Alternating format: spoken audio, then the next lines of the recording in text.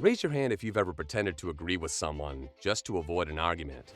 Maybe it was about politics with your uncle, a parenting choice with a friend, or which movie is actually the best. We do it all the time. We swallow our opinion, smile, and walk away feeling a little icky, like we betrayed our own thoughts. Sound familiar?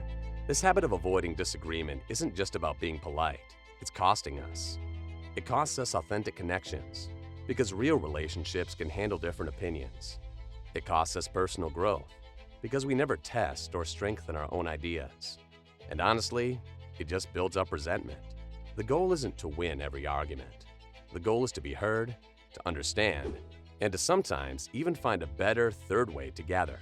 So how do we do it? It all comes down to your approach.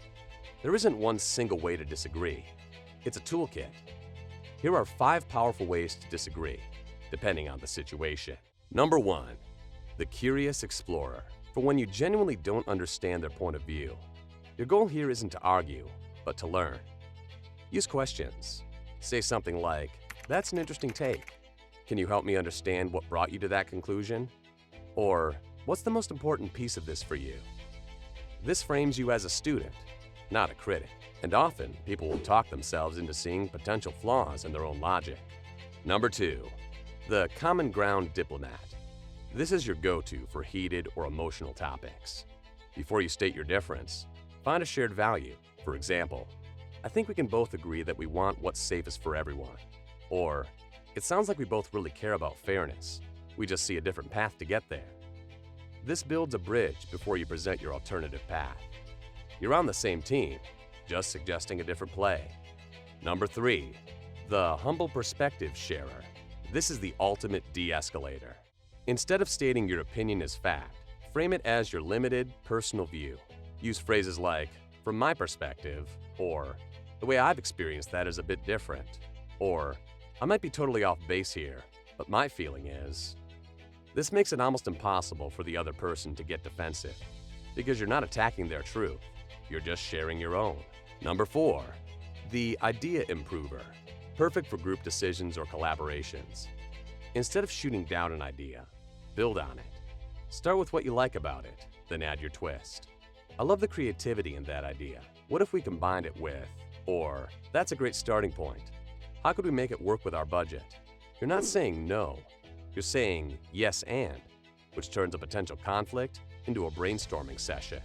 Number 5, the respectful boundary setter. For when the discussion gets personal, disrespectful, or you're just going in circles. This is about disagreeing with the process, not just the point. You can say, "I see we're not going to agree on this, and I respect your position. Can we agree to disagree on this one?" Or, "I'm not comfortable with the direction of this conversation. Can we change the subject?"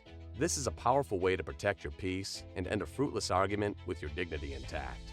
So, let's sum it up. 1, be a curious explorer. 2, find common ground. 3, share your humble perspective. 4, become an idea improver. 5, and know how to set a respectful boundary. You don't have to use them all. Just pick one to try this week. The next time you feel that urge to nod along silently, pause and choose one of these techniques instead. See how it transforms the conversation. If this video gave you a new tool for better conversations, then do me a huge favor. Hit the like button, the subscribe button, and the bell icon. We're building a community here focused on practical skills for real life, and your support helps a ton. Now, I want to hear from you. Which one of these 5 ways are you most excited to try? Or what's the toughest situation you face when you disagree? Drop a comment below and let's learn from each other. And finally, share this with one person you think would appreciate having these tools.